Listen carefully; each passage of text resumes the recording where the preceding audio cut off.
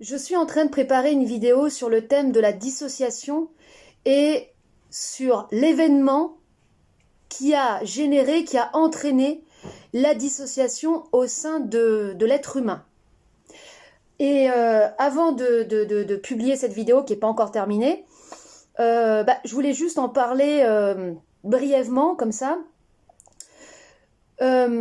Donc, j'ai réalisé il y a très peu de temps, il y a une semaine, que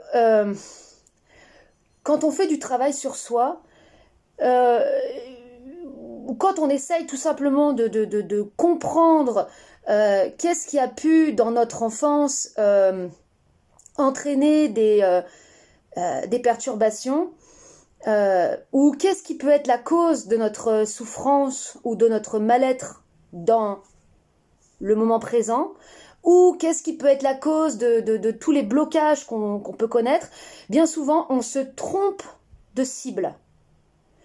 C'est-à-dire que bien souvent on a de la colère envers une personne, mais on se trompe de personne.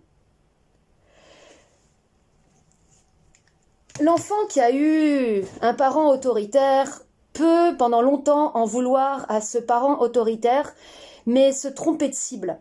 Et en fait, l'humain, il se trompe toujours de cible quand il est en colère.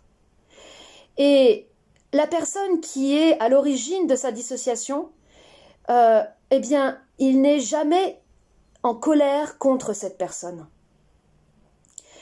Alors, en tant que tel, c'est pas la personne qui a généré la dissociation, mais ce qu'il y a dans la personne. Sa bestiole, son démon, ou, je vais le dire maintenant d'une autre manière, sa part de non-être. La fameuse phrase de Shakespeare, « to be or not to be », c'est bien la question. Parce que tant que tu es dissocié, tu es dans le non-être. Alors qu'est-ce que ça veut dire? Parce que c'est très abstrait. Qu'est-ce que c'est que ce non-être? Et comment il s'introduit en nous au cours de l'enfance? Eh bien, à partir du moment où une personne, et c'est pas forcément un adulte, ça peut être aussi un enfant ou un adolescent, qui nous impressionne, eh bien, nous a empêchés d'être nous-mêmes. Être soi-même, ça veut dire pouvoir s'exprimer. S'exprimer par tous les moyens d'expression. La joie, exprimer sa joie, mais aussi sa colère et sa tristesse. Et à partir du moment où l'enfant est empêché de s'exprimer sur un de ces modes-là, eh bien, il va être empêché d'être, et il y a du non-être qui va se créer en lui. C'est ça ce que j'ai appelé la matière noire, mais il y a quelque temps, je parlais encore de matière traumatique. Et parler de trauma, c'est pas la bonne approche. Parce que, en fait, un trauma, certes, ça va être un point de déclenchement de tout un tas de perturbations. Moi, par exemple, à l'adolescence, j'ai été opérée des dents de sagesse.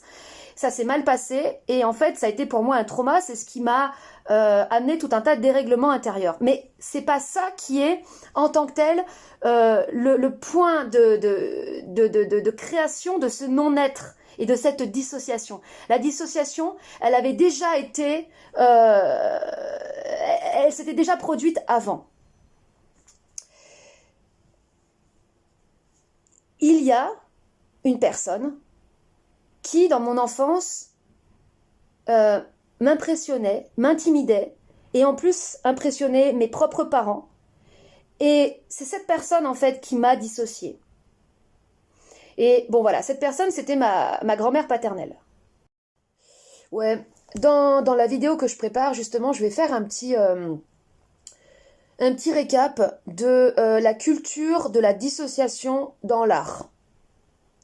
Parce qu'il y a réellement une culture de la dissociation dans l'art, et notamment la photo. Et aujourd'hui, j'ai un regard complètement différent sur justement la photographie d'art. Hein. Il y a par exemple la première personne qui me vient à l'esprit là, c'est la photographe Bettina Reims ou le photographe David Hamilton qui était connu aussi pour violer ses sujets qui étaient des filles, des jeunes filles. C'est des gens qui ont fait un art, oui, un art de la dissociation. Ça va être dans les photos de Bettina Reims, ça va être des personnages féminins souvent où tu vois qu'il y a un souci, où tu vois que la personne en fait elle est absente à elle-même. Vous voyez aussi dans la mode, les mannequins, comment elles sont représentées, absentes à elles-mêmes. Il n'y a plus personne à l'intérieur. Et ça, c'est un critère de beau. Donc dans les photos aussi, c'est des femmes objets, donc qui sont absentes à elles-mêmes et qui sont données en offrande. Donc ça va être soit des princesses déchues avec le maquillage qui coule, des regards complètement hagards, perdus, et avec un élément érotique qui indique que la femme, en fait, elle se donne.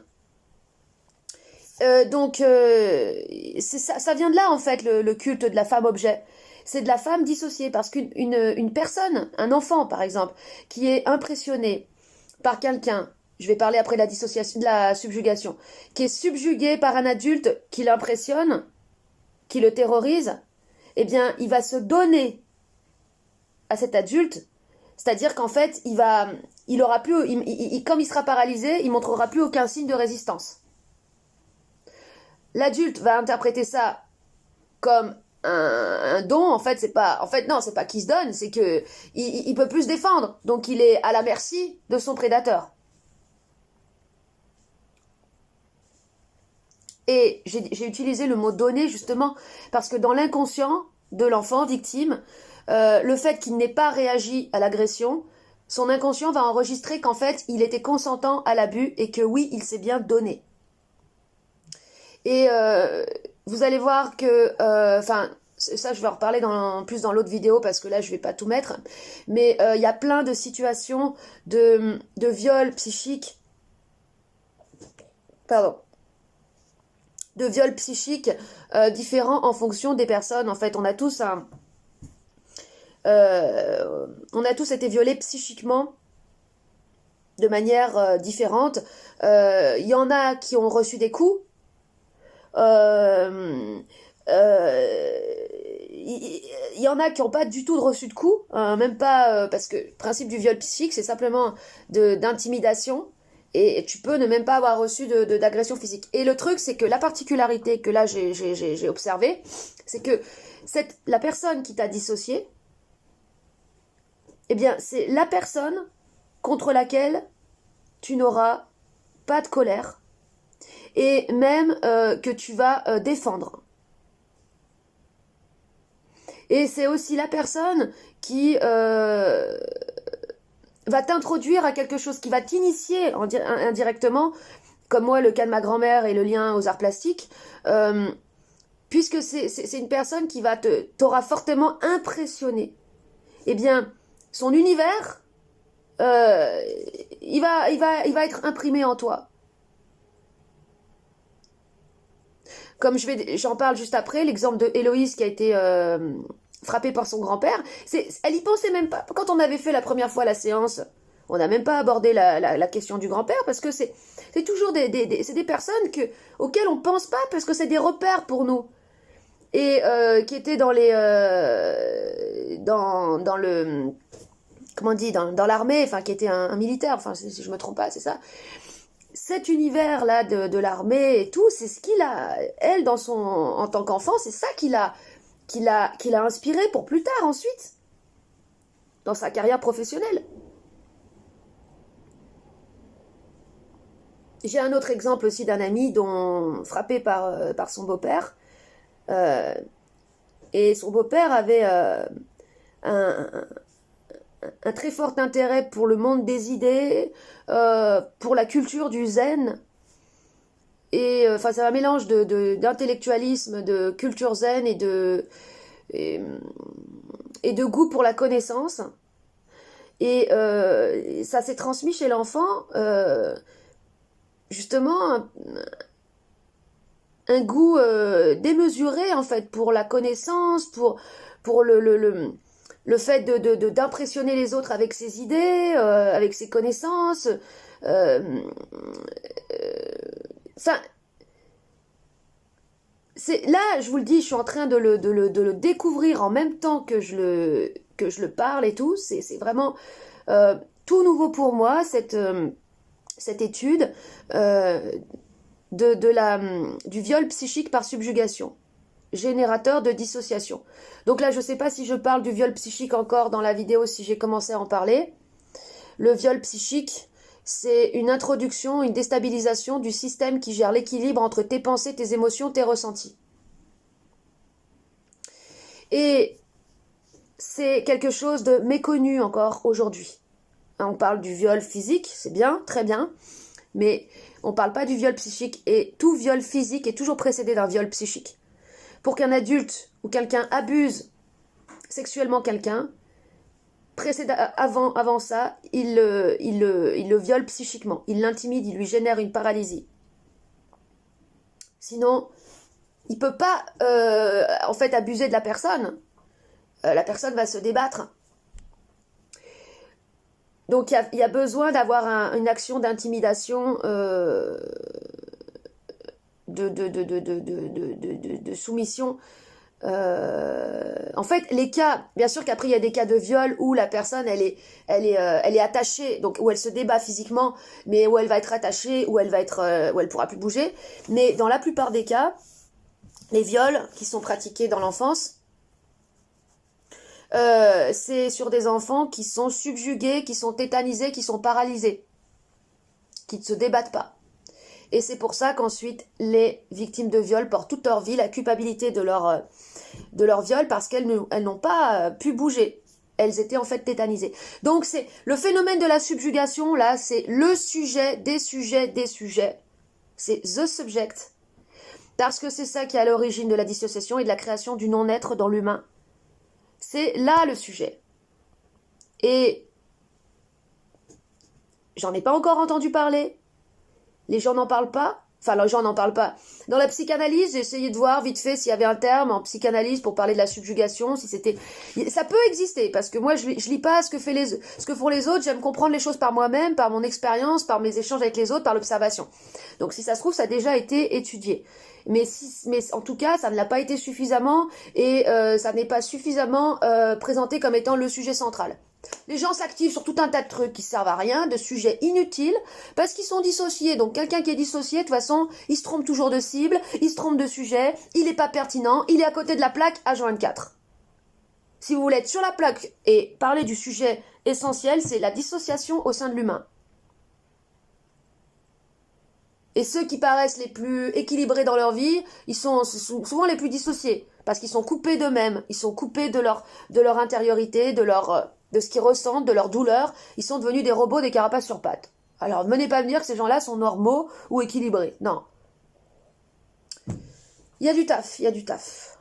Le secret tabou, secret défense, c'est que tant qu'un humain a du non-être en lui, donc un démon, un monde à l'envers, son kiff suprême, c'est d'être maltraité.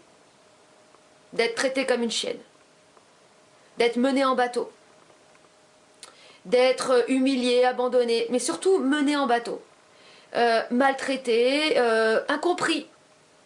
Et tout ça, c'est des kiffs de masochistes, de sado-masochistes. Et le tabou, le secret, c'est que les gens prennent leurs pieds dans la soumission. Pourquoi le bouquin 50 nuances de Grey, là, ça a fait autant un succès mondial? Parce que c'est l'histoire d'un couple sadomaso. Les gens, en plus, fantasment ça, mais ils ne l'avouent pas. Donc, ils se comportent dans la vie comme des laquais, comme des soumis. Et ils ne veulent pas assumer qu'ils aiment ça, qu'ils ont besoin de ça. Ils ne veulent pas se libérer. Ils aiment trop la soumission. Donc, ça va faire des manifestations dans la rue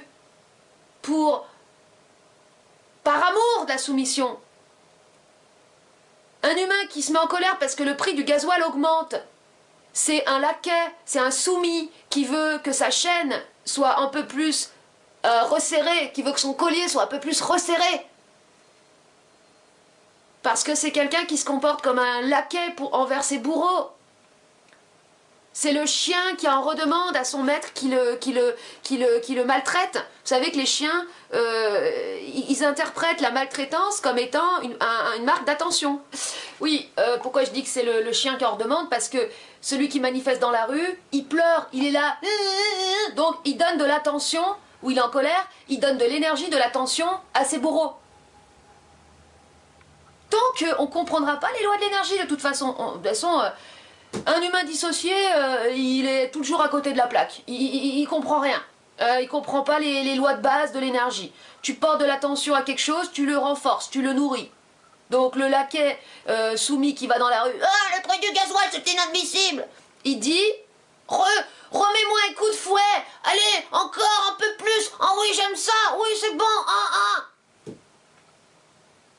Et en plus, dans ce monde, en fait, plus tu montes dans les échelons du pouvoir et de la hiérarchie, plus il y a des gens, en effet, qui sont là pour donner des coups de fouet, et plus ces gens qui donnent des coups de fouet prennent leur kiff encore plus dans la soumission. En fait, c'est l'échelle de la soumission, l'échelon social. Parce que, pourquoi parce que celui qui soumet les autres, c'est un être dissocié qui est lui-même soumis, qui a lui-même du non-être en lui. Et un non-être immense qui va kiffer ça d'être, mais vraiment c'est pour ça que dans les milieux, dans la haute société, il y a autant de clubs, de clubs libertins, de clubs de cul, ou avec des délires de combinaisons, de fouettage, d'enchaînement, de trucs comme ça. C'est logique, en fait. C'est la suite logique. Et alors, ceux qui sont là pour te parler de l'amour sacré, hein, de l'union sacrée, dès qu'il y a le mot sacré, dès qu'il y a quelque chose qui ressemble à de l'idéal, c'est pour cacher du non-être, hein, c'est pour cacher du néant. Idéal, égal, écran de lumière, écran de paillettes, pour cacher l'obscurité, pour cacher le néant, le non-être. C'est une maladie, hein, c'est une maladie, hein, tout ce qui est idéalisé, tout ce qui est fantasmé, tout ce qui est, c'est hyper malsain. Et en fait, du coup, tu te dis, alors c'est quoi, du coup, c'est quoi une relation d'être à être? Ce qui moi me permet le plus d'avoir un équilibre, de me ramener en fait sur terre, de me ramener à mon être. Ou quand j'ai une sorte quand je sais plus, voilà, c'est les animaux. Les animaux. Les animaux, c'était déjà ma boussole quand j'étais enfant, parce que j'avais une passion pour les chevaux. Et aujourd'hui, bon j'ai ma chienne, mais en fait, ma chienne, il suffit que je la regarde.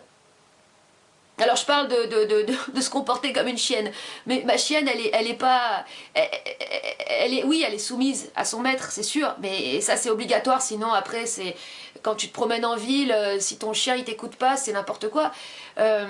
Donc elle est soumise pour pouvoir vivre dans le monde des humains et dans la folie de ce monde, mais quand elle voit un autre chien, elle est pas dans la soumission, hein, non, elle est pas dans la soumission du tout. Et quand j'ai un peu un truc où je sais plus, voilà, je la regarde et je vois un être. Je vois un être qui est là, qui sent, qui est lui-même. Il a envie de se rouler dans la merde, il se roule dans la merde. Bon, moi je veux pas me rouler dans la merde, mais je veux dire, voilà, qui se gêne pas pour être. Voilà, ma boussole. Et en fait, nous, dans l'absolu, on devrait, des relations normales, ce serait comme ça, des relations d'être à être, où tu te gênes pas pour être, et où, en fait, t'as ton enfant délivré. Donc, du coup, où t'as cet état d'esprit joueur, déconneur, créatif, avec des envies de faire des trucs, de créer des machins. C'est ça, la santé. C'est la créativité. C'est le fait d'être dans l'être et dans ta créativité. En permanence. Comme les enfants. Donc tu prends modèle sur les enfants et sur les animaux, mais tu rajoutes la conscience en plus, parce que c'est ce qui manque aux enfants et aux animaux, la conscience et l'ego. L'ego aussi, dont je vais parler après. L'ego, la capacité de faire respecter son intégrité physique et psychique. Ce que n'a pas forcément l'animal ni l'enfant. L'enfant ne sait pas faire respecter son intégrité physique et psychique, puisqu'il est encore intimidable, influençable, subjugable. L'enfant est subjugable. Donc après, tu deviens une sorte d'enfant animal avec de la conscience, de l'ego, et voilà, et c'est bon. Moi, je me souviens, ce qui m'avait frappé, c'était le chien de Gainsbourg. Gainsbourg, ah oui, l'esthétique de Gainsbourg aussi, avec sa Jeanne Birkin, femme objet, femme dissociée, qui frappait. Gainsbourg, il frappait sa chienne. Et la chienne, elle aimait ça.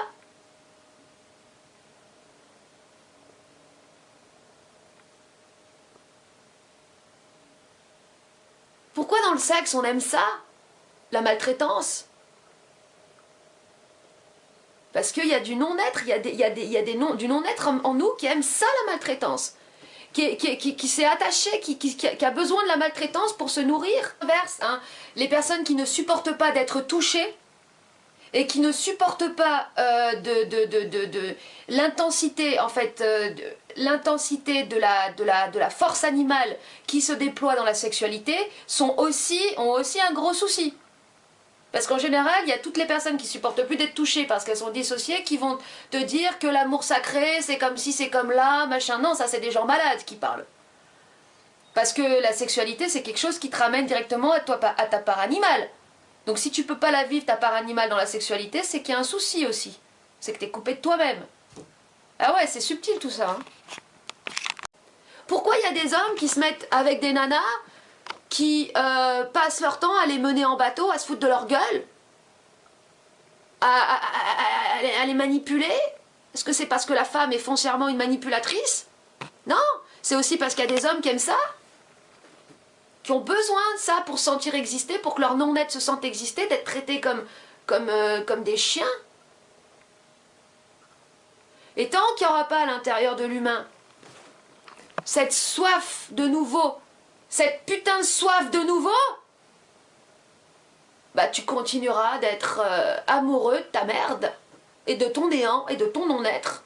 Ce sera ton petit doudou de non-être, voilà. Oh, je suis bien dans mon petit doudou de non-être, dans mon petit lidouillet de merde bien tiède, au tiède. Tiède, les tièdes, ceux qui se mettent jamais en colère. Et vous voyez, regardez, très intéressant, la personne qui t'a dissocié, c'est la personne envers laquelle tu n'auras pas de colère. Hein? Voyez, le non-être, il nous enlève le feu, et surtout, il fait que la personne qui nous a dissociés, on n'arrive même pas à être en colère contre elle. On va la défendre. On va dire tout ce qu'elle nous a apporté, cette personne.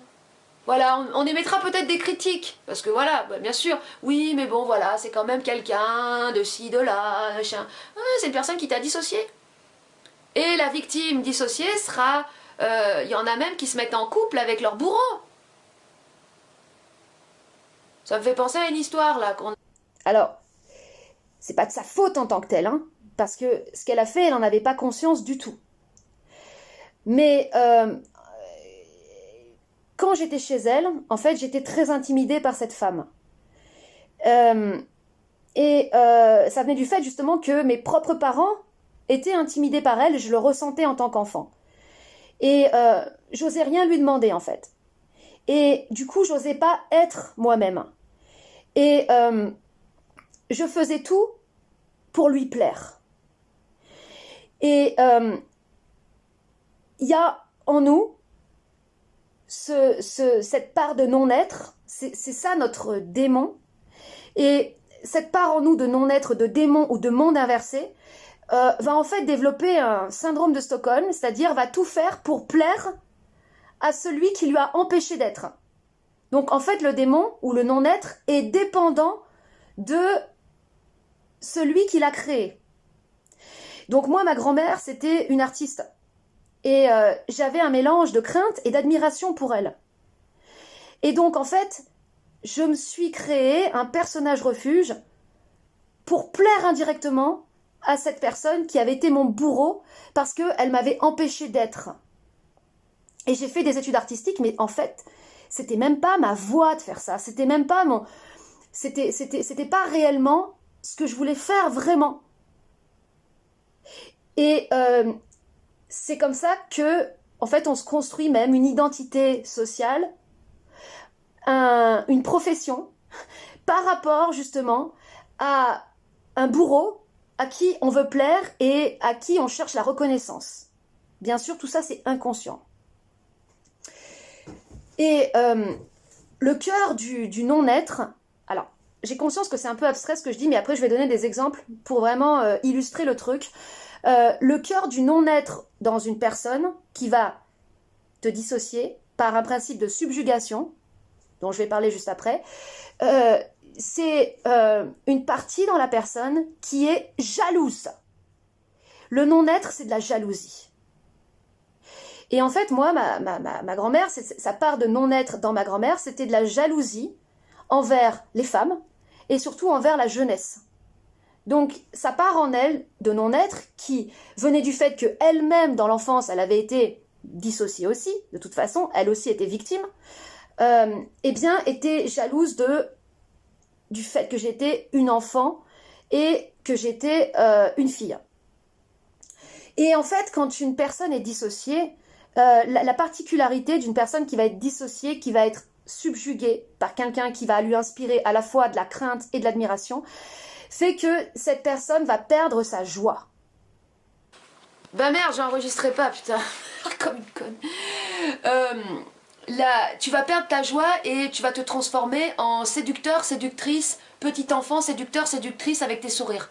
Coucou, mes frères et sœurs galactiques de lumière, j'espère que vous allez bien. Ça, c'est pas de la joie, ça. Ça, c'est pas de la joie, ça. Ça, c'est de la séduction de petit enfant blessé qui veut faire plaisir à son bourreau. Et qui veut montrer à tout le monde, au monde, mais en fait à son bourreau, que tu vois, il arrive à faire des choses, et là, t'aimes bien ce que je fais, oui. Mais on est dans un monde dissocié, parce que vous regardez, il n'y a que ça. Que ça partout. Des gens qui passent leur temps, les uns les autres, à se séduire les uns les autres, H24. Bonjour, alors aujourd'hui, au menu, alors qu'est-ce que vous avez à nous raconter aujourd'hui, docteur Friedenbuhl? Alors, oui, alors, selon les études que nous avons effectuées sur une proportion de 100 personnes, 45 sont atteintes du virus inoculus dans mon culus. Alors, selon mon comité, représenté par un groupe de professionnels vraiment très machin, là, ok, ça ressemble pas à de la séduction comme ça, tu te dis, oh putain, ouais, non, mais c'en est quand même. Parce qu'il y a plein de formes de séduction. Il y a séduction, comme ça. Après, il y a séduction, je suis quelqu'un de sérieux, de responsable, de respectable. J'ai étudié pendant 50 ans à la haute autorité de médecine. Pareil, ça. Là, c'est petit enfant blessé qui veut montrer à tout le monde qu'il est sérieux. Ensuite, t'as l'intellectuel. Oui, alors, selon Socrate... Alors, bah ça, c'est le mot de Richelieu. C'est très émouvant, je vous assure. C'est le mot de Richelieu. Ensuite, t'as plein de formes. T'as le mec qui est là, en mode, tu vois, je m'en fous, tu vois, en mode, moi je suis au-dessus de tout, tu vois. Non, mais voilà, on est à la cool, se prend pas la tête, machin. Mais arrête, t'es dans un personnage. Bon, là, moi aussi, je suis dans un personnage. La meuf un peu fantaisiste qui... Oui, c'est sûr. Mais j'en ai conscience. Comme dirait Dali, la différence entre le fou et moi, c'est quoi? Le fou ne sait pas qu'il est fou. Moi, je le sais. Et en fait, c'est bien ça notre problème, c'est que nous perdons notre joie. Et ce qui est empêché de s'exprimer, et ce qui va générer en fait cette dissociation, c'est que la personne va t'impressionner, elle va te violer psychiquement par l'impression qu'elle te crée. Psychiquement, qu'est-ce que c'est que le psychisme? Comment définir ce qu'est le psychisme? Pour ma part, je le définirais comme un système permettant un équilibre et une harmonie des pensées, des émotions et des ressentis. En tant que tel, c'est invisible le psychisme, mais ça existe en tant que système interne pour nous équilibrer sur ces trois aspects, pensée, émotion, ressenti. Et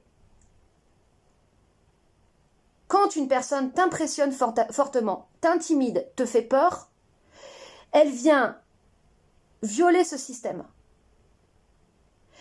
Et à partir du moment où toi, tu ne peux plus t'exprimer, tu ne peux plus exprimer ta colère envers cet abus, qu'est-ce qui se passe dans ton inconscient par le fait que tu te tais, tu te soumets, et en fait, c'est comme si tu validais cette agression. Inconsciemment, c'est comme si tu disais « je suis consentante à cette agression ». Donc le silence est donc interprété dans l'inconscient comme étant un consentement à l'abus, et c'est le silence qui va signer le pacte avec le démon. Le démon, ça veut dire le monde à l'envers. C'est ton monde à l'envers intérieur qui fait que tu vis pour le non-être, tu vis pour le paraître et non pour ton être. Ça veut dire ça, parce que, en tant que tel, je le redis, un démon, ça n'existe pas. Hein. Tous ceux qui voient des entités, et même, j'avais fait une vidéo sur mon autre chaîne, pour ceux qui me suivaient sur l'autre chaîne, où, à un moment donné, je mettais l'extrait de George Bush père, qui est en train d'annoncer le New World Order. Et à un moment donné, j'ai regardé, on voit la langue de serpent, on voit la langue de serpent. Et en fait, je l'ai revu la vidéo. En effet, on voit la langue de serpent, mais ça a été rajouté. En fait, c'est une image subliminale. Alors, est-ce que ça a été rajouté? Quand ça a été rajouté? Est-ce que c'était l'enregistrement originel qui est passé à la télé? Est-ce que ça a été rajouté après? J'en sais rien. Ce que je sais, c'est qu'une image subliminale, ça avait même été utilisé pour la campagne de Mitterrand. Hein, ça, c'est des choses qui sont connues, qu'il avait utilisé ce procédé d'image subliminale. En fait, toi tu le vois pas, mais ton inconscient le voit. Et donc la programmation se fait. Quand tu vois une langue de serpent, il suffit d'une fraction de seconde pour qu'en fait ton cerveau, ton inconscient va associer serpent, je dors, hypnose, parce que le serpent dans l'inconscient c'est le symbole de l'hypnose. C'est le symbole aussi de la médecine, de ce qui te veut du bien, de ce qui est là pour ton bien, mais ce qui est là pour t'anesthésier en fait. Moi, c'est un truc qui marquait toujours, c'est dans la pharmacie de ma mère, les serpents dans le formol. Le serpent dans le formol. Le formol, c'est ce qui t'endort, tu vois, et le serpent qui est mort dans le formol. Je dis, mais ils sont fous, mais pourquoi ils mettent ça dans les... Mais c'est horrible, mais... Enfin bon...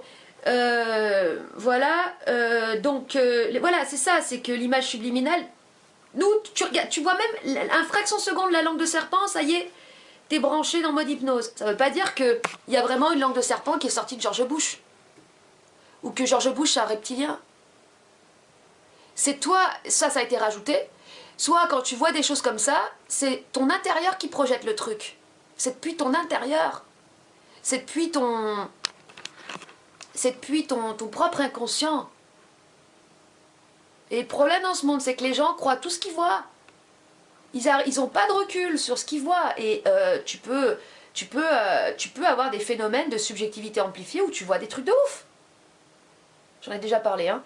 Mais c'est pas réel. C'est pas réel. D'ailleurs, qu'est-ce qui est réel? Puisque toutes les vibrations, la matière, là, ça nous apparaît comme dur. Mais en fait, c'est pas dur. C'est que des particules qui ondulent sur des fréquences. Donc vous voyez le niveau d'illusion comme il est ouf dans ce monde. Et si tu tapes la tête contre la table, tu vas avoir mal. Donc le niveau d'illusion, tu vois, il est costaud. Mais attention, ne crois pas à ce que tu vois. Saint Thomas, c'était un con. Je ne crois que ce que je vois. Bah arrête de croire ce que tu vois, mon gars, parce que c'est une illusion. Alors, à cette époque-là, ils n'avaient pas encore Einstein qui leur avait expliqué que tout est vibration, les pauvres. Donc bon. Maxi débriefing, mais... je suis en train de faire le montage, en même temps je vais pisser, j'ai une idée, j'ai putain ça faut que je le mette, donc bon, c'est la première, ce qu'il y a c'est que c'est la première fois que j'aborde ce sujet, donc forcément je débriefe. La personne dissociée, elle a, il y a deux, enfin non, j'ai relevé 3 principaux modes. Le mode optimiste, mais en fait le mode optimiste émerveillé. Ça se voit dans les yeux tout ça. C'est la personne, c'est comme les présentatrices de JT. C'est la personne qui est passée de l'autre côté de l'arc-en-ciel et qui est revenue, qui a vu un peu trop près la lumière, quoi. La personne éblouie et éblouissante. C'est ah, alors aujourd'hui, qu'est-ce que vous avez à nous présenter? Oh, c'est merveilleux. Ah oui, ah. Ça. Ensuite, vous avez tout le travail de Kubrick, tous les films de Kubrick ne parlent que de ça. C'est le sujet de Kubrick. Hein. Donc, voilà, c'est totalement décousu. Ensuite, vous avez le mode plus pessimiste, mélancolique, triste, apathique. C'est la personne qui sera plus en mode dépression, en mode... en mode Prozac, Lexomil, Prozac, voilà. Et après, t'as le mode révolté, de la personne qui est toujours en révolte. Toujours en révolte, ou qui est sous polais, ou qui est un peu rouge. Tu sens qu'elle contrôle la colère. Tu sais, tu sens, c'est les personnes, il y en a, il faudrait pas grand chose pour que boum, ça pète. C'est souvent un peu. Bah, vous prenez par exemple Jean-Marie Bigard. Vous voyez, il est rouge, il y a ce côté rouge, il y a ce côté colère à l'intérieur de lui. Et il suffit d'un truc et. Voilà, c'est parti. Donc ça, c'est les 3 modes principaux. Est-ce que j'aurai un autre mode Ah bah oui, bah le mode petite souris. Petite souris, c'est... Bah comme j'en parle, je sais plus où, mais c'est la personne qui est... Non mais je dis ça, je dis rien, hein. Je voulais pas vous déranger, hein. Comme ça, la petite souris qui... Oh, non, mais oui, je veux... Oui, non, je veux pas pour déranger, je veux pas déranger. Je veux pas déranger, voilà. Et... Ah, il y a aussi le mode... ouais, il y en a plusieurs, 5, on va dire 5 principaux. De la personne qui rejette tout en bloc et qui parle pas, qui s'est murée dans le silence. Et c'est... c'est la merde. Non. Non, mais ça, non. Non. Voilà. Bah, là, elle parle pas beaucoup.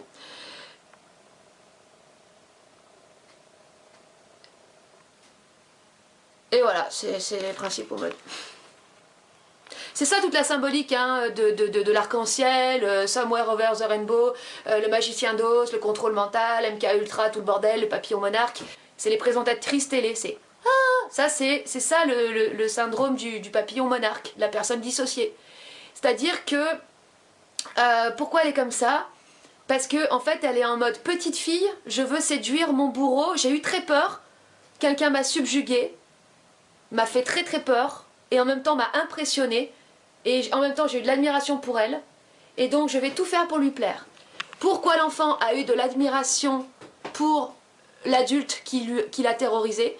Parce que cet adulte semblait être déterminé, semblait être un chemin pour lui-même, et l'enfant a été impressionné que de la détermination de cet adulte. Parce qu'un enfant, c'est ce qui lui manque de la détermination, c'est ce qui lui manque de savoir où il va et d'être un chemin pour lui-même. Il n'a pas ça, l'enfant.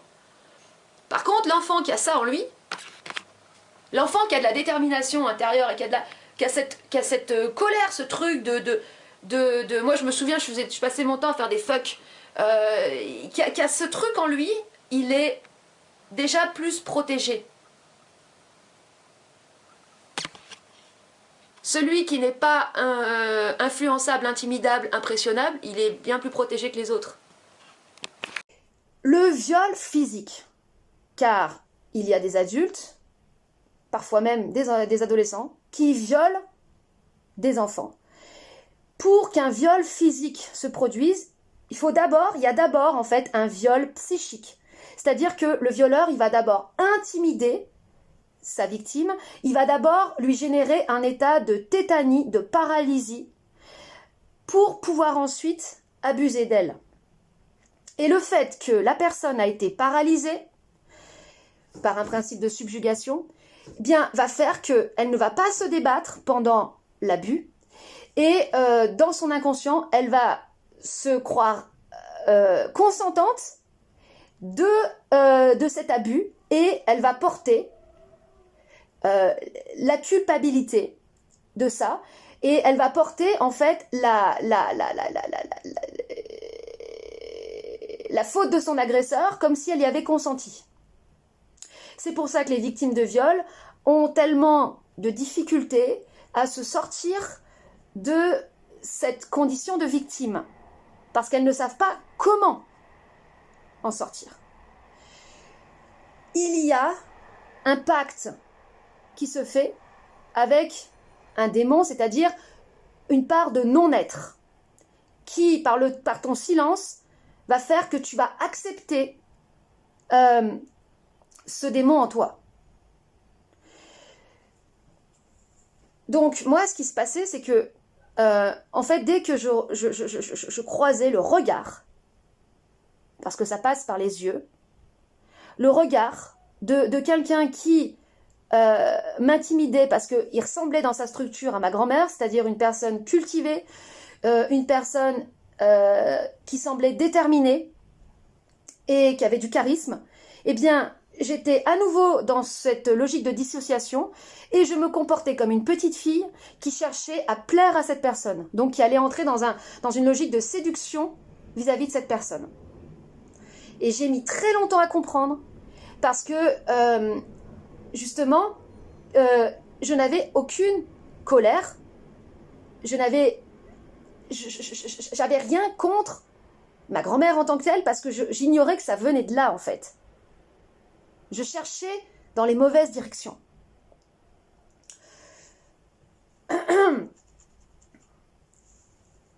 Le pacte, le pacte et ce qui va être enregistré dans l'inconscient comme un consentement est justement créé par le silence. Une personne qui t'impressionne, qui te subjugue, elle te paralyse et elle t'empêche de parler, elle t'empêche de t'exprimer, elle t'empêche de dire « Wow, mais vas-y, mais tu fais quoi avec moi là? T'as cru quoi?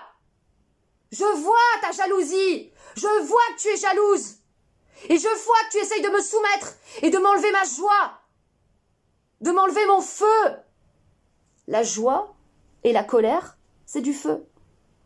Et le non-être, il cherche à enlever le feu. Il veut voler le feu à l'autre. Parce que c'est de la jalousie, c'est de la mort qui est jalouse de la vie. Les enfants, ils ont de la joie. Et quand ils ont besoin d'exprimer un mécontentement, ils l'expriment. Mais quand ils ont été dissociés, quand ils ont été subjugués par quelqu'un, ils éteignent ce feu, cette joie et cette colère. Et ils n'ont plus qu'à se comporter comme des gentils séducteurs, comme des petites filles ou des petits garçons bien polis, bien comme il faut, pour faire plaisir à leur bourreau parce qu'ils veulent être aimés, ils veulent être reconnus par le démon de l'autre. D'où la perversion narcissique. Et ça, c'est le syndrome de Stockholm. Qui t'a volé ton feu dans ton enfance? Celui qui t'a impressionné et celui qui t'a admiré. Celui qui t'a... ça peut être un enfant ou un adolescent aussi, c'est pas forcément un adulte. Hein. Attention, hein, ça peut être... parce que j'en ai parlé avec quelqu'un, là, c'était même pas un adulte, c'était un enfant. C'est un autre enfant du même âge.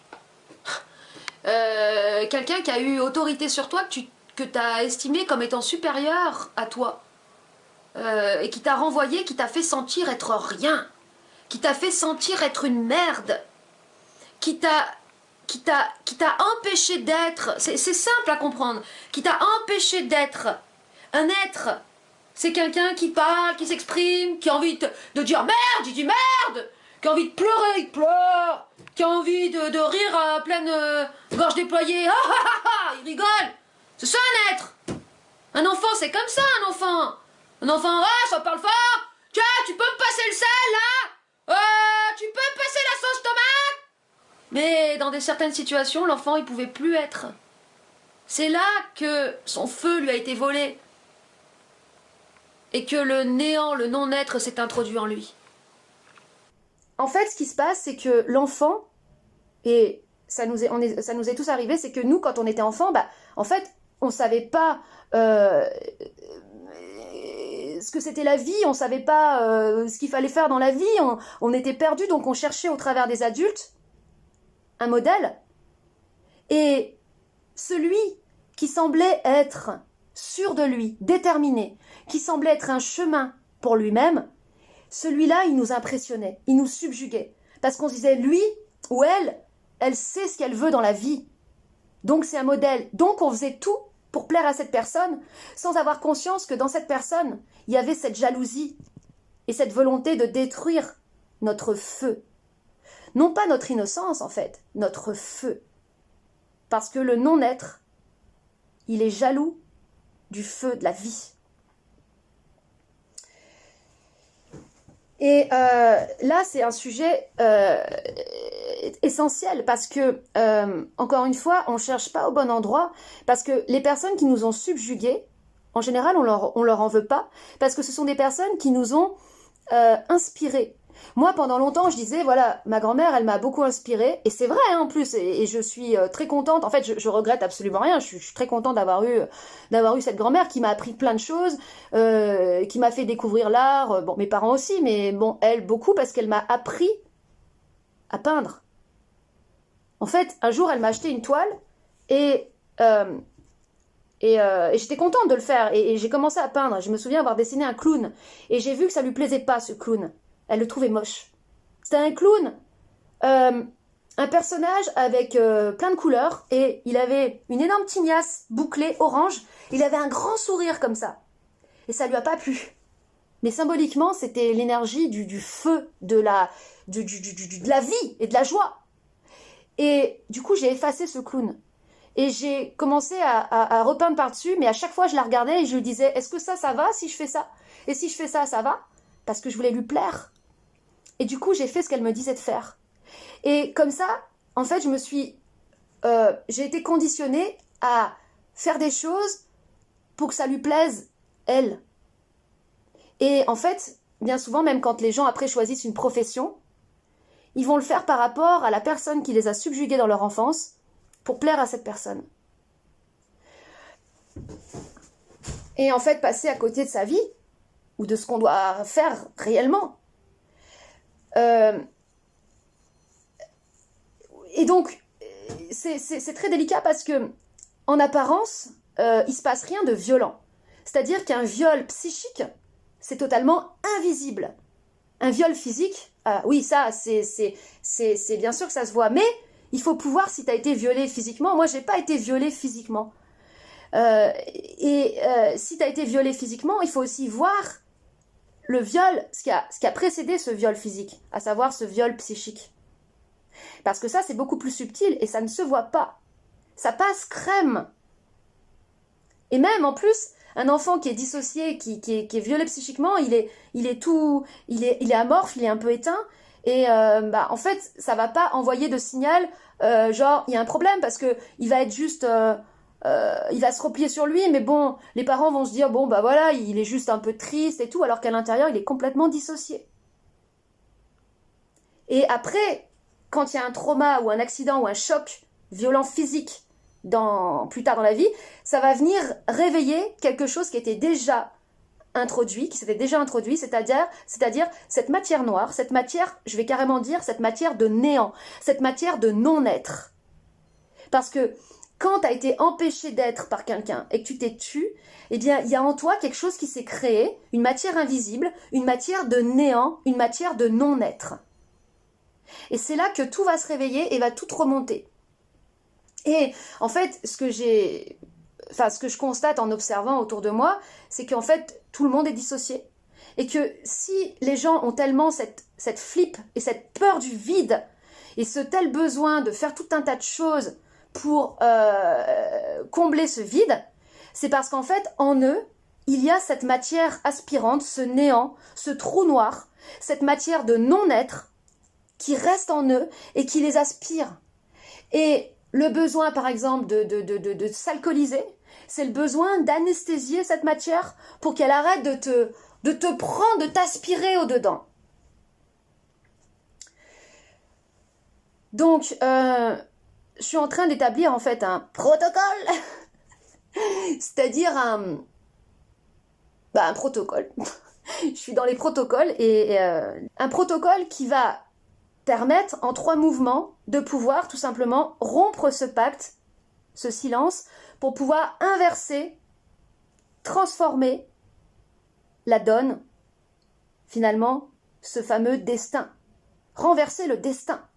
Parce que ce destin, cette fatalité, c'est ce néant qui nous conditionne et qui continue de nous conditionner tant qu'on reste dans le silence. Parce que tant qu'on reste dans le silence, c'est comme si on continuait de valider ce qu'on avait subi. Comme viol psychique. Donc, ce protocole en 3 mouvements, ça va être dans un premier temps de se remettre dans la situation face à cette personne qui nous subjuguait, qui nous impressionnait, et en même temps pour qui on avait de l'admiration. Parce qu'en général, c'est ça. On a de l'admiration en tant qu'enfant pour un adulte qui a l'air, ou un autre adolescent, parce que des fois ça se produit entre adolescents et enfants, ce truc, qui a l'air de savoir ce qu'il veut. Et vous savez, ce qui est extrêmement, ce qui est terrible dans le phénomène du viol, c'est que en fait la victime, elle est impressionnée par quelqu'un qui, lui, sait ce qu'il veut. L'enfant, il sait pas lui ce qu'il veut parce que il sait pas la vie, il peut pas encore, il se pose pas encore bien de questions, il sait pas trouver, il a pas son chemin. Mais l'adulte qui est déterminé à violer un enfant, il sait ce qu'il veut. Et l'enfant, il va être impressionné par cette détermination dans l'adulte. Il va se dire, ah ben lui, il sait ce qu'il veut, donc s'il sait ce qu'il veut, c'est que ça doit être ça qu'il faut faire. C'est terrible. Terrible. C'est pour ça aussi que je vous parle de l'importance de l'ego, et je vais remettre une couche là-dessus. C'est parce que nous n'avons pas d'ego que nous nous faisons abuser. Parce qu'un enfant qui a de l'ego, c'est quelqu'un qui a une conscience de lui-même, et c'est quelqu'un qui a la conscience de la nécessité de faire respecter son intégrité physique ainsi que son intégrité psychique. Et ça, il faudra l'écrire dans le dictionnaire, la définition de l'ego. Individu doté d'une conscience de lui-même et de la capacité de faire respecter son intégrité physique et son intégrité psychique par le biais de la parole. C'est la parole, c'est la vibration qui permet de couper court à ces abus. Parce que ces abus se produisent par le biais d'une fascination, d'une paralysie qui justement coupe la parole, t'empêche de parler, t'empêche de dire à celui qui t'intimide « Non mais t'arrêtes ça, sac à merde. Tu profites que je suis un enfant. Bah regarde, je suis un enfant qui gueule. Je suis un enfant avec de l'ego. Ce que t'as en toi est jaloux de moi. T'es jaloux de mon feu. » Voilà. Et un enfant qui gueule comme ça, je peux te garantir que l'adulte, il fait rien. Parce qu'il est renvoyé à son obscurité lui se retourne contre lui, tout simplement. C'est ça le principe. C'est-à-dire qu'en gros, quand tu as conscience et quand tu mets à jour les agissements occultes de l'autre, c'est l'obscurité de l'autre qui se retourne contre lui-même. Toi, t'as rien à faire. C'est ça la puissance de la vibration, la puissance de la parole.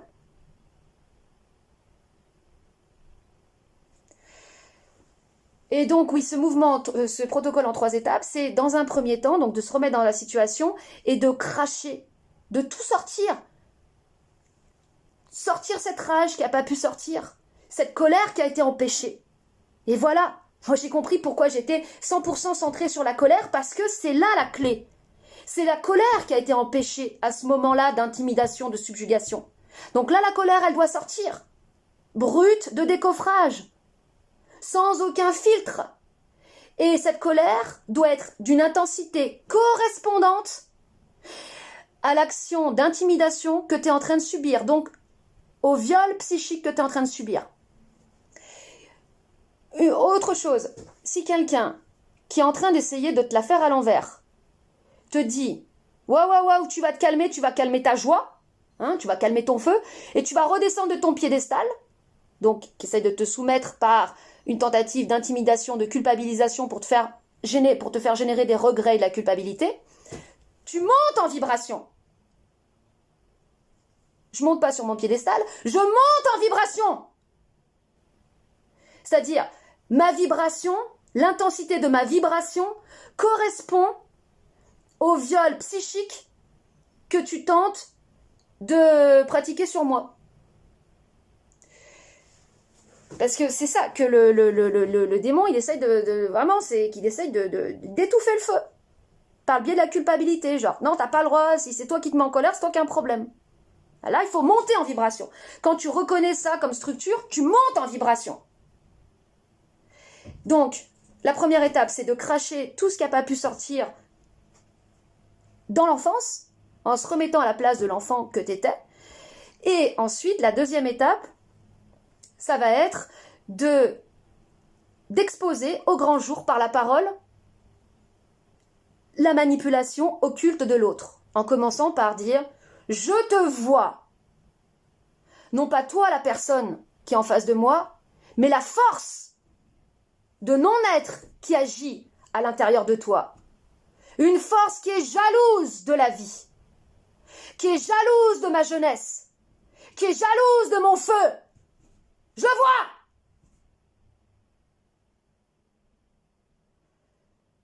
Voilà, ça c'est la mise en lumière. Et ensuite, la troisième étape, pour clôturer complètement le pacte de silence avec ce démon, ça va être de se définir soi, dans le présent, par une formulation positive. Il faut jamais utiliser le négatif, dire « je ne suis plus une victime, je ne suis plus ci, cela ». Non, parce que ça veut dire « je suis une victime ». J'assume pas, il faut définir, hein, c'est comme les gens qui critiquent le système ou qui critiquent un tel, mais ils proposent rien. Faut proposer. Donc, tu te définis par le positif. Et ça peut être très simple, enfin moi je le fais comme ça, c'est « je suis un être libre, je suis un être doté d'une conscience, d'une âme ». Une âme, ça veut dire quoi? Ça veut dire, un inconscient, ça veut dire une réserve de mémoire, de souvenirs, d'impression de sens. Ça, tu peux pas l'enlever parce qu'on aura toujours de la mémoire, des souvenirs, des impressions de sens. Ok, une âme. Et un ego. Donc une capacité de monter en vibration quand ça commence à venir me faire chier. Ça, l'ego. L'ego, c'est pour ça que c'est lié au corps, à la matière, que ça a été associé au diable et à Satan, qui originellement renvoyait au dieu Pan, donc le dieu de la nature, le patron de la matière, c'est ce qui est lié au corps. Donc c'est aussi ce qui est lié à la voix, puisqu'il faut un corps pour porter une voix. Il faut des cordes vocales, il faut une bouche.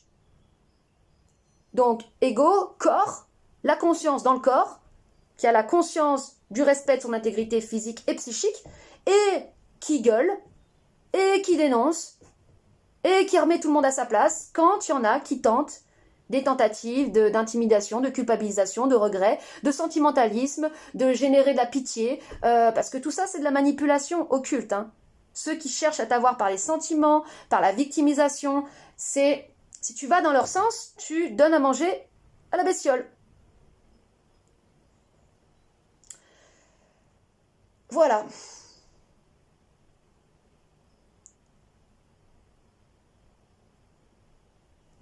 Aussi, tu peux dire aussi, donc là je suis en train de le faire, donc je suis encore à l'étape de brouillon plus ou moins, mais important de dire aussi, je me suis reconnue moi-même, je me connais moi-même. Grâce à cette obscurité que j'ai mise en lumière, je te remercie, car par la prise de conscience de ce que j'ai subi, j'ai justement développé une connaissance totale de moi-même. Ce qui va induire qu'ensuite, tu vas plus avoir ce besoin de reconnaissance. Parce que tant que tu es dans cette logique, tu vois, où tu dis aux autres, mais t'as vu ce que j'ai fait là, c'est bien, hein. Ah là, ouais, là, on a bien avancé, là, tu vois, c'est bien, besoin de reconnaissance. Ça veut dire que tu t'es pas encore reconnu toi-même en tant qu'être. Il y a encore des parties de toi qui sont restées dans le non-être.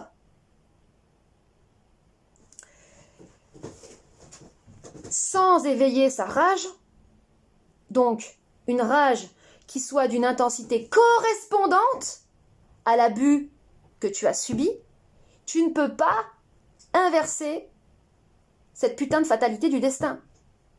C'est pas possible sans la rage. C'est pas possible. Parce qu'il faut cette intensité, ce feu, justement, pour cramer ce paquet de non-être, ce paquet de néant.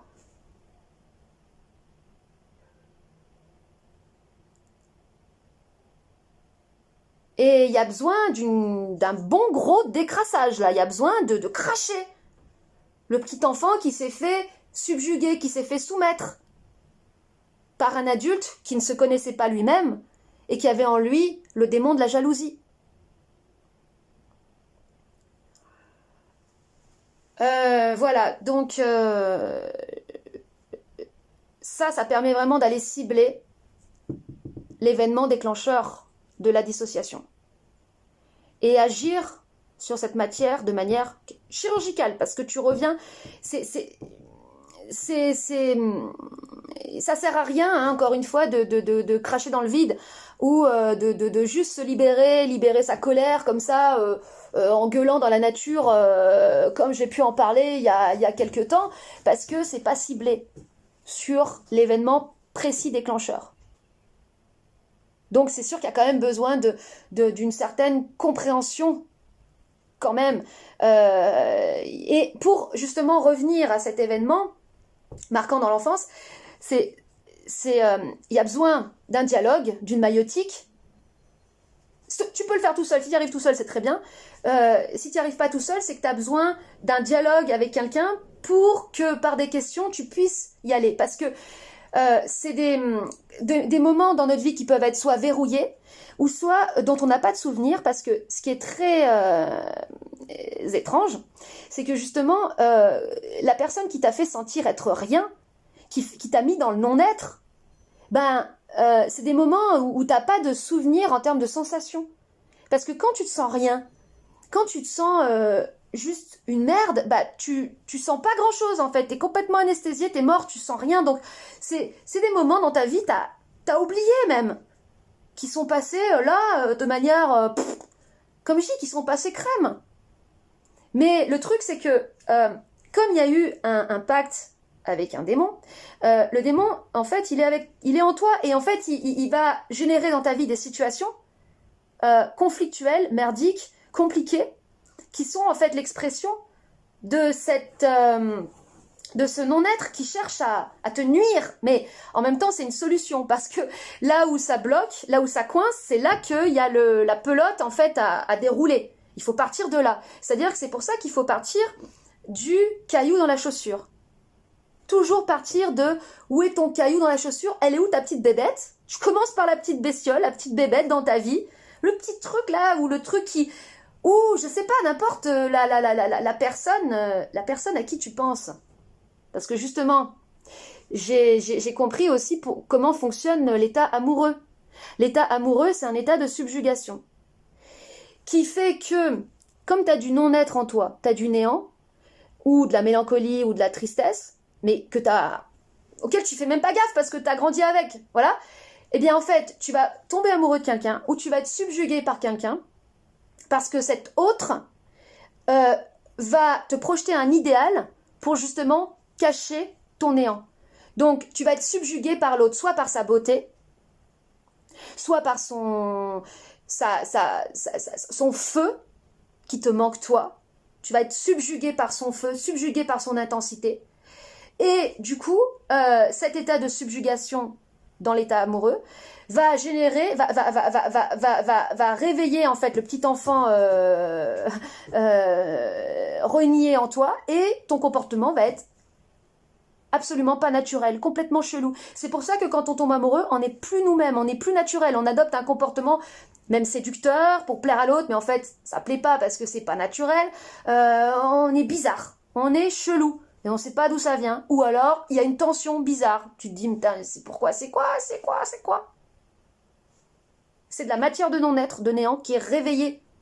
Qui est réveillée et qui fait que, comme l'autre t'impressionne, ça crée un blocage, une tension, et ça te paralyse, en fait. Ça te ramène dans cette paralysie. T'as l'impression qu'il y a un mur de glace et tu sais pas comment le péter. Et c'est ça le truc, c'est que nous, on est...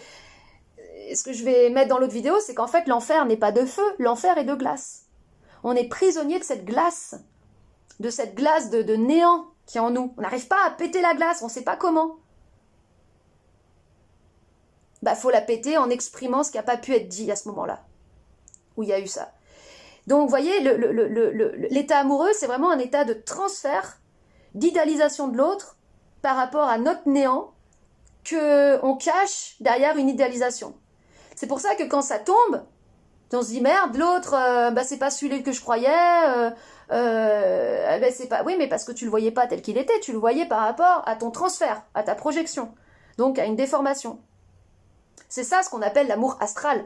Et l'astral, l'astral, le mot utilisé par Bernard, qui par ailleurs ne venait pas de lui. Il l'avait repris de Rudolf Steiner. Les gens, ils sont là, ils disent « Ah, il y a ton astral, il y a ton astral ». Vous voulez savoir c'est quoi l'astral? L'astral, c'est la mort. L'astral, c'est le silence. L'astral, c'est quand tu penses et tu réfléchis, ou quand tu parles en mode de tension. C'est quand t'es mort, l'astral. C'est quand t'as perdu ta joie. C'est quand t'as perdu ton feu, l'astral. Donc tous ceux qui parlent de l'astral, sans feu, sans intensité, ils ont rien compris à l'astral. C'est leur bestiole qui essaye de comprendre l'astral. Et les bestioles adorent parler de l'astral, adorent dénoncer l'astral. La bestiole, elle ne sait faire qu'une chose, dénoncer les bestioles chez les autres. Elle ne sait voir que les bestioles chez les autres. Et elle voit des bestioles partout. Alors que l'être, lui, il peut voir la bestiole de l'autre, mais il voit aussi l'être. Donc il voit l'enfant en souffrance. Il voit celui qui a été empêché, celui qui a été paralysé, celui à qui on a volé le feu. Voilà. Donc, une colère vibratoire, pour bien dire ce que c'est, parce que les gens théorisent en termes de...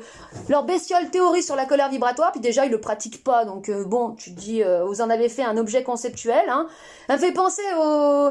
Les gens qui intellectualisent pour essayer de comprendre tout ça, ils me font penser dans les expositions d'art contemporain, tu vas à une expo, déjà tu vois le truc, tu comprends rien parce que ça veut rien dire, il y a des bouts de trucs qui sont suspendus, ça ressemble à rien, tu te dis bon je capte rien, je vais lire le communiqué de presse, et tu comprends encore moins bien, tu vois, le communiqué de presse c'est que du vide, c'est de la dentelle de mots. Puis les gens dans la spiritualité maintenant plus supramentale, parce que c'est que de l'élucubration mentale, ils font des phrases qui veulent rien dire. Que dalle. Parce que les bestioles, quand elles écrivent ou quand elles pensent, elles sont stupides. Donc pour cacher leur stupidité, elles essayent d'avoir l'air intelligentes en disant des trucs compliqués qui servent à rien concrètement. Concrètement, quelque chose qui sert à rien, quelque chose qui est pas constructif, c'est de la bestiolerie. C'est de la merde. Si un truc, ça t'amène pas à une transformation dans ta vie, quelque chose de concret, c'est nul doute que c'est de l'astral. Et d'ailleurs, Bernard le disait, il faut rendre les choses de plus en plus concrètes. Il faut passer maintenant au concret. Et puis, ceux qui font des hypnoses régressives, ça régresse, hein. Ça régresse de ouf. Parce que, déjà, le mot hypnose, c'est pas bon, ça. C'est la parole qui permet, et pas que la parole, la rage, qui est justement le négatif de ce que c'est que la mort. Un mort, il parle pas, on est d'accord.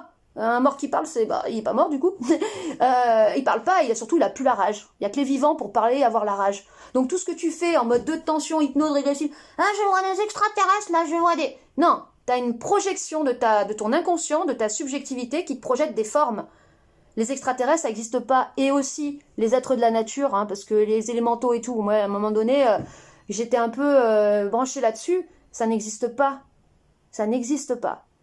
C'est que des formes qui sont des expressions de ta souffrance, de tes non-dits.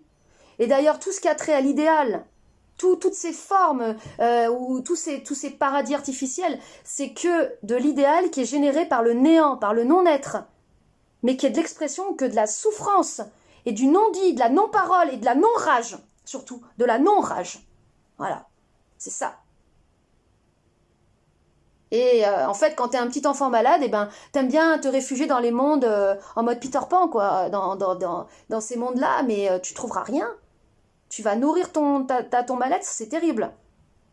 Et t'auras toujours cette culpabilité en toi, et t'oseras rien, parce que t'auras la culpabilité du fait que tu t'es pas délivré toi-même. La culpabilité vient de là.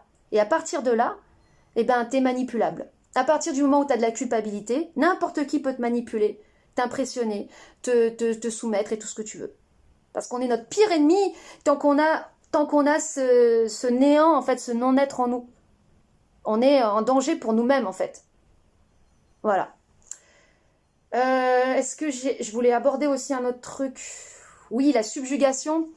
En fait, je me suis posé la question parce que les animaux sauvages, je prenais l'exemple avec les animaux sauvages, parce que je vois les animaux ne sont pas dissociés comme nous les humains. Nous, on est quand même un peu chelou, quoi. Et les animaux sauvages, les animaux, ils peuvent pas être dissociés parce que, si justement ils peuvent, mais ils n'ont pas les moyens de comprendre. Donc ils n'ont pas les moyens de ne pas comprendre.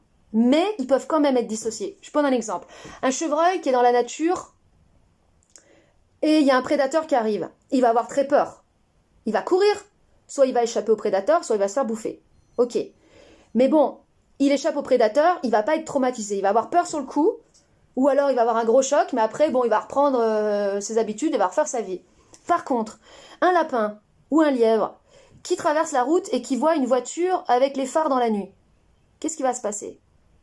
Il va être subjugué, il va être paralysé. Et la subjugation, elle se produit quand il y a une paralysie, justement. Et pourquoi il est paralysé, le lapin? Parce que les phares, il ne sait pas ce que c'est. Dans son système, il n'arrive pas à décoder. S'il savait dans son système ce que c'est, il n'aurait pas peur, il s'en foutrait. Mais ce n'est pas introduit dans son système de décodage. Donc, quelque part, il commence à pas comprendre. Et là, oui, il y a une dissociation, et oui, en effet, il est paralysé, et là, il y a un trauma, et il y a de la création de matière de néant dans le lapin. C'est bizarre ce que je dis. Hein. Et pour nous, les humains, c'est pareil. C'est-à-dire que, en fait, cet état de dissociation se produit parce qu'on ne comprend pas quelque chose. On nous impressionne, ou on subit quelque chose qu'on ne comprend pas. Moi, par exemple, pendant longtemps, j'en voulais à mon père parce que il m'a élevé un peu de manière autoritaire et tout. Mais sauf que quand mon père se mettait en colère, je le voyais commencer à se mettre en colère. Donc, il n'y avait pas de surprise. Il n'y avait pas de surprise. Même si, bon, des fois, je me suis pris des baffes. Ok, sur le coup, t'es surpris, mais je l'avais vu commencer à se mettre en colère. Donc, il n'y a pas eu de dissociation de trucs subis, genre. Mais il y a une dissociation quand tu voyais pas le truc arriver, et boum, on te renie, on te fait sentir être rien, être une merde, et tu l'as pas vu arriver, et là, il y a un bug. Ou un enfant qui assiste à une scène tellement violente, le choc est si grand, il ne comprend pas, paralysé. Et du fait de son silence, c'est comme si inconsciemment il avait accepté ça. Ce qui va le préconditionner ensuite à revivre des situations, à attirer des situations violentes. Voilà.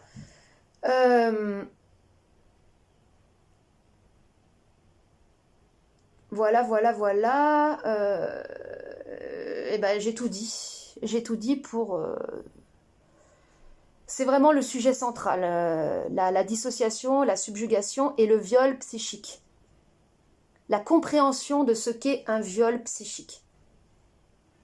Qui va en général se produire par un regard. Et, encore une fois, où il n'y aura même pas de contact physique. C'est pour ça qu'on ne cherche pas au bon endroit. Hein. Parce que les personnes qui nous violent psychiquement, elles ne nous touchent même pas. Elles ne nous font pas de mal en apparence. Des fois, elles font du mal aussi juste après, parce qu'après, le violeur psychique peut aussi violer physiquement, bien sûr. Mais la dissociation, c'est d'abord produit par le viol psychique, en tant que tel.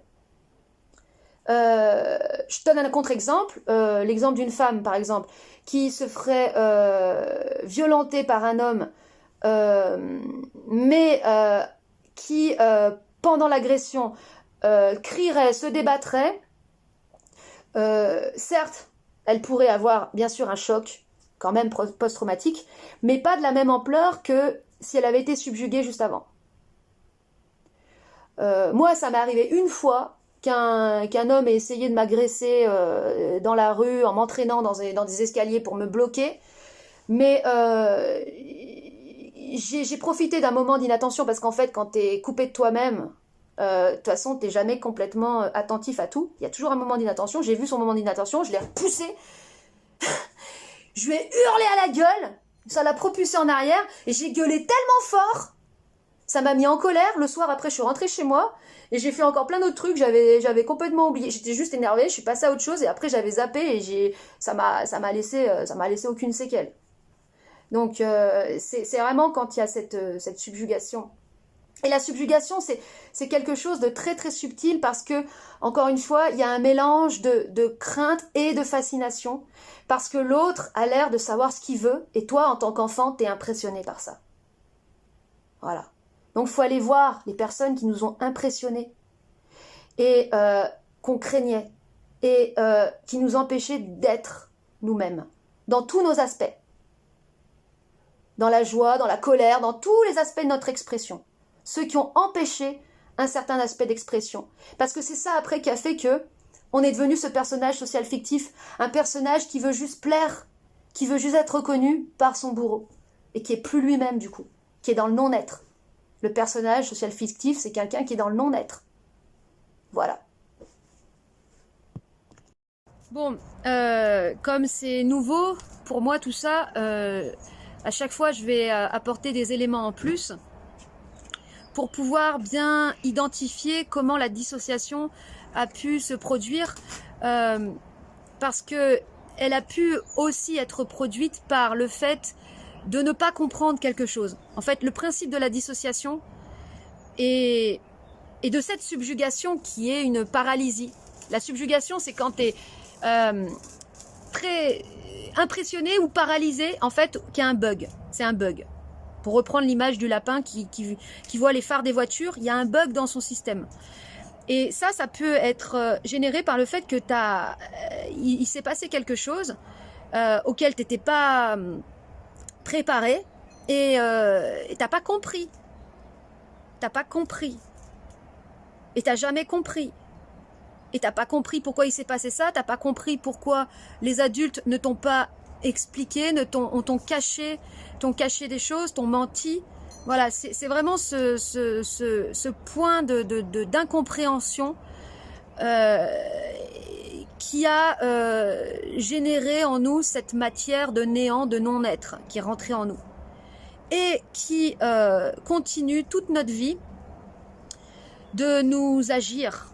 C'est-à-dire qu'en fait, c'est comme si les gens étaient toujours en train de courir pour échapper au néant, pour échapper à leur non-être, de peur d'être rattrapés par ce non-être et d'être aspirés dedans.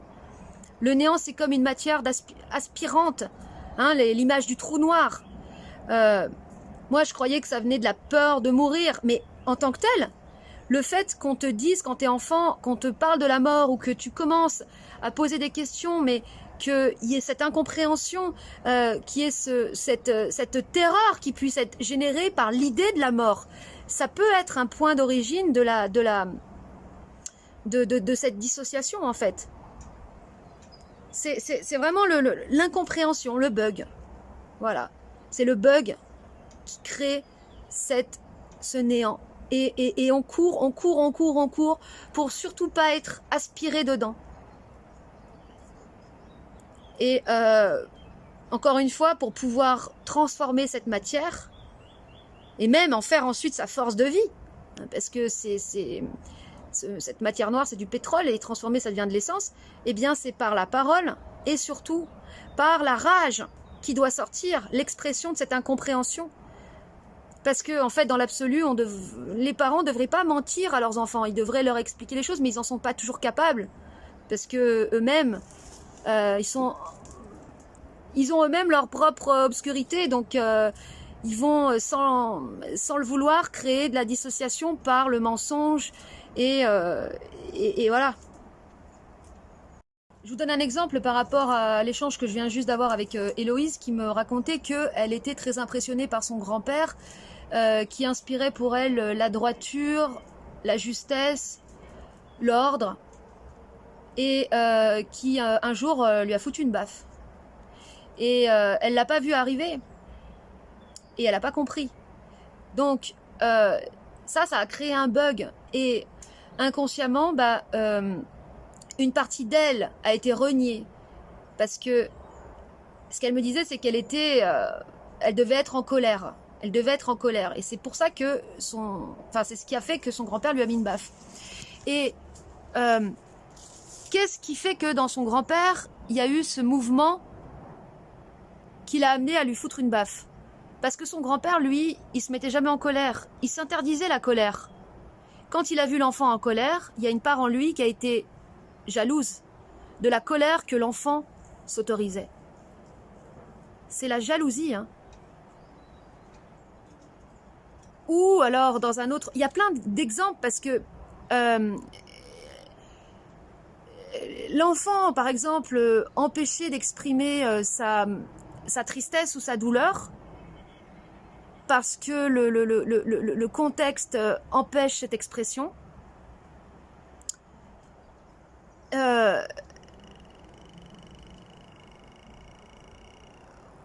Parce que l'entourage s'interdit l'expression de cette douleur, n'ose pas,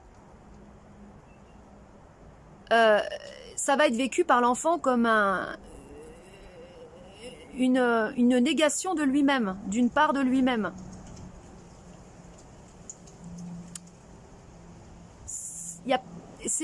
En tant que tel, ça peut être bien sûr une personne qui t'a fortement impressionné, mais ça peut être aussi une situation, un environnement avec plusieurs personnes qui t'a paralysé, empêché d'exprimer quelque chose qui avait besoin d'être exprimé. C'est ça, hein, cette matière de néant, c'est de la matière de non-expression. C'est de l'expression empêchée. Et tant que c'est pas sorti, ça reste en nous et ça pourrit à l'intérieur. Ça se transforme en mépris, ça se transforme en amertume, ça se transforme en colère, ou en rage, mais qui n'arrive jamais à se calmer, quoi. Ça se transforme surtout en jalousie. Et ça va faire que tant que tu as ça en toi, eh ben, à chaque fois qu'il y a des gens qui vont faire des trucs constructifs, créatifs, tu vas aller leur mettre des bâtons dans les roues, ou tu vas essayer, tu vois, de leur semer le doute, ou l'esprit de contradiction, mais qui sert à rien. Tu sais, la personne qui est là juste pour amener son petit grain de sel, mais ça sert à rien, ça fait pas avancer le chimili-bili, kili. Et c'est pour ça que même les projets communautaires, ça peut pas fonctionner. Parce que tu peux avoir toutes les bonnes intentions du monde, mettre des règles, alors ça il faut le faire, ça t'as pas le droit de le faire. Tant que cette partie occultée dans l'humain, elle est pas traitée, les personnes vont en face être en mode positif, en mode bisounours, en mode ouais nous on est motivés pour faire des choses, mais il y aura de la jalousie dans les individus qui n'ont pas rompu ce contrat avec leurs démons. Il y aura de la jalousie et ils attendront la moindre occasion pour nuire au truc, mais ils s'en rendront pas compte bien sûr. Et après, quand on leur dira, dis donc, là, non, il va lui dire, comment ça? Ah, bah alors on m'écoute pas, quand je fais ci, quand je fais là, va se sentir renié, rejeté, ou dire, ah, mais vous prenez pour qui? Mais vous croyez tout savoir, et ci et là. Mais des trucs, des pétages de câbles qui servent à rien. Ou un mode de victimisation qui sert à rien non plus. Genre, non, mais tu connais pas ma vie, moi d'abord j'ai une vie difficile. Ou alors, la fameuse phrase, tu me connais pas, tu sais pas qui je suis. Qu'est-ce qui, à l'intérieur de l'humain, parle comme ça? Son démon. Il n'y a que les démons pour se poser des questions identitaires, des qui suis-je? Tu sais pas qui je suis, et toi tu sais pas d'où je viens, et tu sais pas ce que j'ai vécu. Parce qu'il n'y a que le démon, donc le non-être, qui a ce besoin de reconnaissance et de prouver constamment qui il est. L'être, lui, il se demande pas qui il est, puisqu'il est. Il est, tout court, il est. Il est un organisme vivant qui ressent, qui pense, qui exprime. Point barre. Il s'en fout de savoir qui il est. Il se sent pas rejeté, l'être. C'est que le non-être qui se sent rejeté. Et donc, qui aura de la jalousie, mais il se l'avouera pas, envers tout ce qui lui manque, envers tout, et qui cherchera constamment à comploter. Quand tu vas chercher la petite bête chez l'autre, tu veux mettre les autres et dire, tu regardes, tu vois, elle, t'as vu comme elle est astralisée, t'as vu là, il y a ces, ah là, t'as vu ça, tu cherches la petite bête chez l'autre parce que t'as une petite bête en toi, qui est de la jalousie. du non-être qui est jaloux de la vie. Qui t'empêche de dormir, qui te crée de l'anxiété. L'anxiété, c'est un stress permanent, c'est anormal. Parce que en tant que tel, tout ce qui est passager, c'est pas un stress passager. C'est parfois un coup de stress, ça te permet de t'aligner les idées et d'être présent. Le stress, c'est pas mauvais, mais le stress permanent, manifesté sous la forme de l'anxiété, c'est qu'il y a une part là-dedans de néant, de non-être qui pousse au-dedans, en fait, qui perturbe la personne, qui fait qu'elle peut pas être en paix. Et qui fait, encore une fois, que elle aura de la culpabilité de ne rien faire pour elle-même. Et qu'elle sera en proie, en fait, à des attaques, ou à des empêchements, ou à des nuisances, ou à des humiliations, ou à toutes ces choses-là, en fait. Toutes ces choses qui vont contre nous, contre notre être. Parce que c'est en nous, et ça s'active au travers des autres. C'est ça le truc, c'est que cette matière de non-être qui est en nous, elle va se répercuter chez les autres, elle va passer dans les autres, et les autres vont nous faire subir, en fait, ce néant-là. Je sais pas si c'est clair ce que je dis. Mais même le simple fait de se sentir, c'est pour ça que je dis le plus important, c'est comment tu te sens, et comment tu te sens aussi avec les autres. Et le fait de se sentir rien, ou de se sentir inexistant, ou se sentir pas écouté, ou se sentir rejeté, se sentir incompris aussi. C'est pas normal de se sentir incompris, ou de se sentir coupé des autres. Ça vient de là. Ça vient de cette matière à l'intérieur de nous. Ça vient pas des autres en tant que tel. En soi, je pourrais faire une vidéo de 3 heures là-dessus, parce qu'il y a tellement Mais Loupiote, elle est allée bouffer de la merde. Loupiote a bouffé de la merde. Tu sens la merde. Ah, elle sent le bouc. Mais Loupiote, tu sens le bouc. Mais on n'a pas les mêmes passions, toi et moi. Tu comprends pas ça. Elle veut se frotter contre moi pour me faire partager son parfum. Tellement qu'elle est généreuse. Waouh. C'est fort, hein. L'enfant qui a pas pu être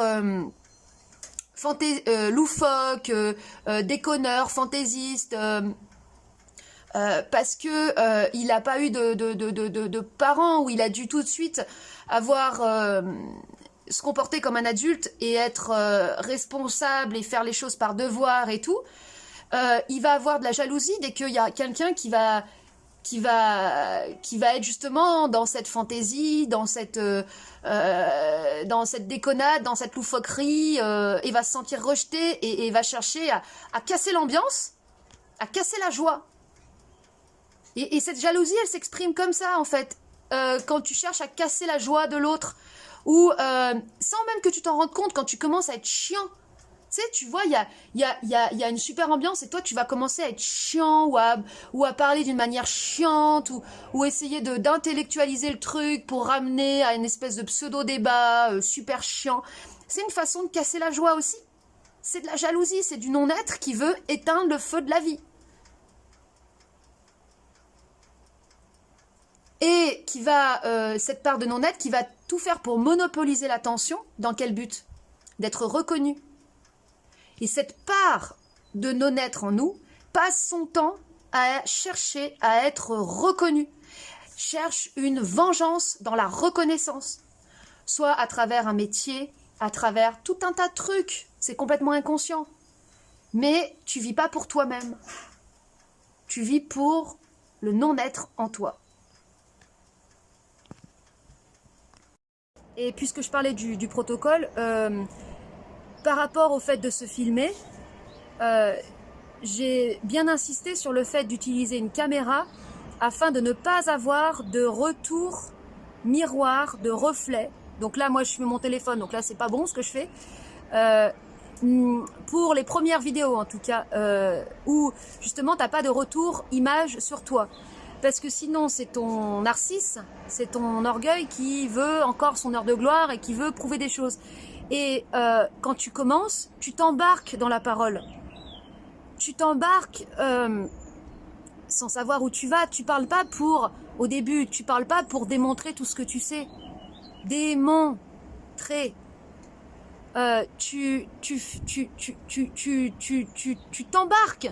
Tu sautes dans ce vide qui te fait si peur. Tu sautes dedans. Tant que tu n'oses pas sauter dans ce vide, ben c'est ce vide qui te maintient, qui te contrôle.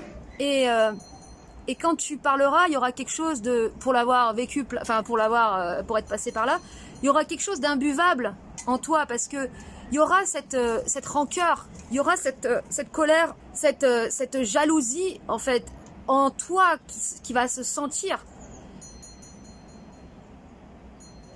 Et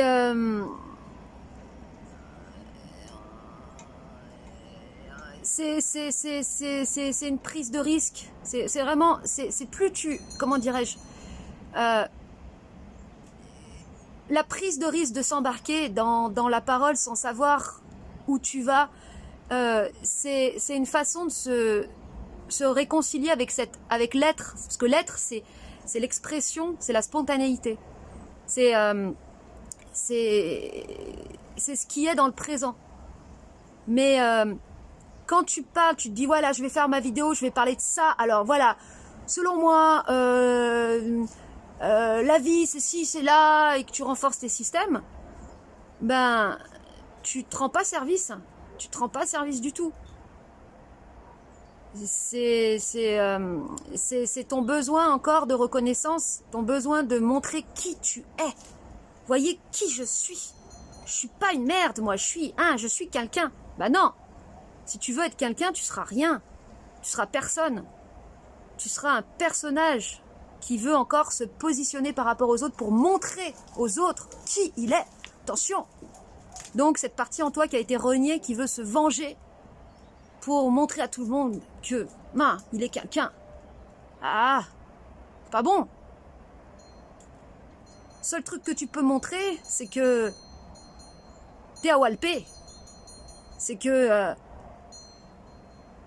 t'es nu, forcément t'es fragile, forcément t'es conflictuel à l'intérieur. Faut assumer ça aussi, d'être brouillon, d'être... C'est ça, moi, c'est un truc aussi, j'ai remarqué que c'est difficile de supporter ce truc, d'assumer d'être tout brouillon. Au début, c'est brouillon. Et là où ça va être super utile, l'outil de la caméra, c'est que quand tu vas faire ton truc, quand tu vas faire ton éveil de rage, eh bien, il faut bien que tu parles à quelqu'un, il faut bien que t'aies quelqu'un à qui parler en face de toi. Donc, la caméra va faire office de ce quelqu'un. Bon, après, tu peux le faire sans la caméra, mais pourquoi c'est bien de le faire avec la caméra? Parce que après, quand tu te vois, tu prends conscience du droit que tu t'es accordé d'avoir la rage. C'est-à-dire que tu réintègres cette rage, tu la vois. Et dans ton inconscient, c'est imprimé. Ah, mais j'ai le droit d'avoir la rage. Ah ouais, en fait, et tu valides cette rage. Tu la vois, tu la conscientises, tu la valides, tu l'autorises. Et ça, c'est super important.